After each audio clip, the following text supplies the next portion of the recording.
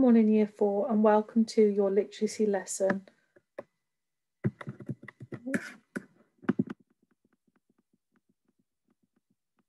Sorry, I'm a day ahead of myself. So, good morning, Year 4. Welcome to your literacy lesson of the 14th of January 2021. So, this week we are looking at all of the grammatical features of a newspaper report. And today you are going to be looking at verbs and adverbs. Now, for most of you, this will be a revision lesson, but we are looking at up-leveling certain words and adverbs to make the reader more engaged. So as a starter, I would like you to look at captions. Now, a caption is a piece of text that goes underneath a photograph that tells us more information about what the photograph shows us. So these pictures are very, very relevant to the news today. What might the caption be for these pictures? What could the news reporter of this article, because I did get them from a news article, have put as a caption for these two pictures? So what I would like you to think about is what is a verb and what is an adverb. And as a quick recap, write down 5 verbs and 5 adverbs. So press pause on the video because I'm about to share with you the answers to that question. So a verb is an action word. It shows what somebody is doing, such as run. And an adverb describes that verb. So it gives more information about that verb, such as quickly, slowly, happily, quietly. It adds a little bit more information about the action. So once again, I would like you to practice reading the text using your actions, and this time can you spot any verbs?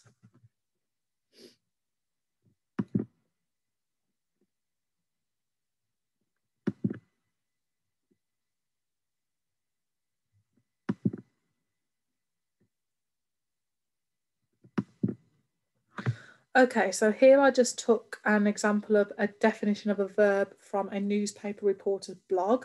So it says, editors like the use of verbs because they convey action and give a story a sense of movement. So they move the story on quickly, especially when you're reading it. It makes you feel like you are there. But too often writers use tired, overused verbs like these. So he hit the ball, hit. She ate the candy, ate.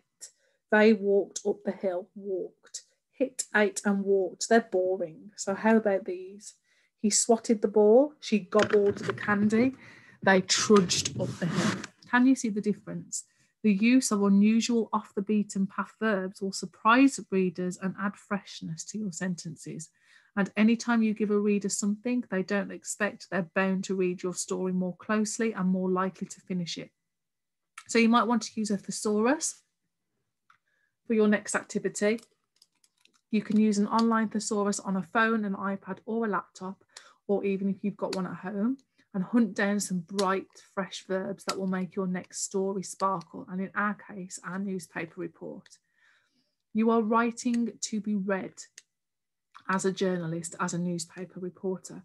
You can cover the most important topic known to man, but if you write about it in a dull, lifeless prose, so in a dull, lifeless way, readers will pass your story by. Okay, and as a self-respecting journalist, you do not ever want that to happen. So what you are going to do now as your task, mild, I would like you to underline the verbs and the adverbs in these sentences, and I want you to write 5 of your own sentences using your own verbs and adverbs. So have a think about what the doing words are in the following sentences. So I'll read them out to you. The red car travelled speedily along the narrow road. Julie walked slowly to school along the path. The player shot quickly into the empty goal. The crowd laughed loudly at the comic's jokes. The princess cried quietly when she was lost. Will you be quiet? Shouted the teacher angrily. The homework was finished quickly by the wise pupil. Because it was raining heavily, they had to stay in. Now, some of these sentences have more than one verb, and they also have adverbs to describe the verbs. So I want you to underline both, please. Medium, I want you to go on a verb hunt. Okay, so first of all, I want you to read as many different articles, pieces of writing around the house. Can you find any verbs? We might make this into a little bit of a competition. Who can find the most verbs in year 4? Then what I would like you to do is use a thesaurus to find synonyms, which means words that are different but have the same meaning. So I want you to improve these verbs, and I want you to see how many different synonyms you can find for each of the verbs. So said, ran, walk, look, cry, jump and throw.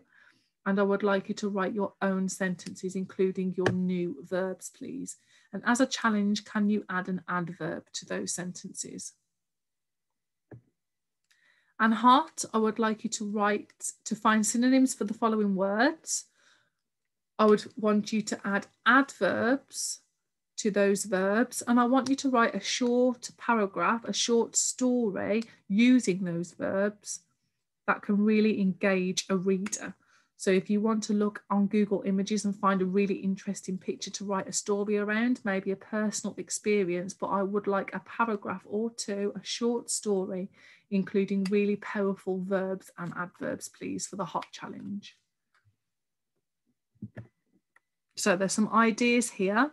So if you pause the slides, there are some alternative verbs, some synonyms of the boring verbs and what to use instead.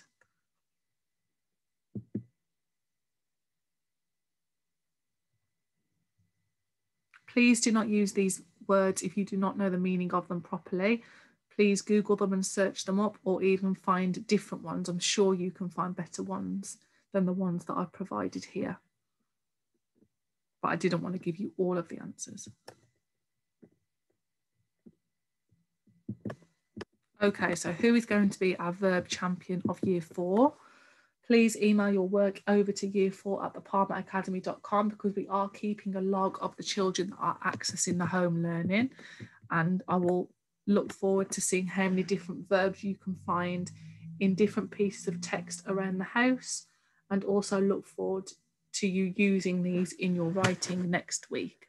Also, if there are any problems with the home learning, I have noticed on a couple of the videos there are a thumbs down for some of the videos. If you're finding them tricky, or you think that we can improve in any way or include anything else to help you, then please do send us an email, because this is all new to us and we really want it to give you the best home learning possible whilst you're not with us. So any pointers for us and any way that we can improve, please send that through to the year 4 at the Palmer Academy email. Thank you so much. I hope you enjoy your lessons today, and I will speak to you soon.